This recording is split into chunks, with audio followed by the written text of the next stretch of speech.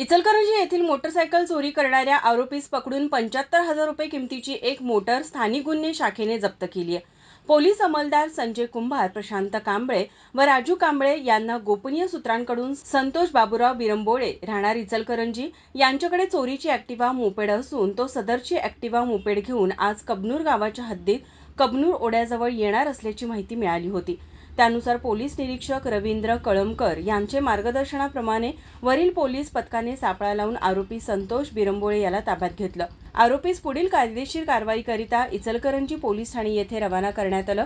सदरची कामगिरी पोलीस अधीक्षक Mahendra Pandit, upper police अधीक्षक निकेश खोटमोडे पाटील यांच्या मार्गदर्शनाखाली स्थानिक गुन्हे अन्वेषण शाखेचे पोलीस निरीक्षक रवींद्र कळमकर तसेच पोलीस अंमलदार संजय कुंभार, प्रशांत कांबळे, राजू कांबळे, वसंत पिंगळे व संजय पडवळ यांनी केली. माझा महाराष्ट्र, कोल्हापूर.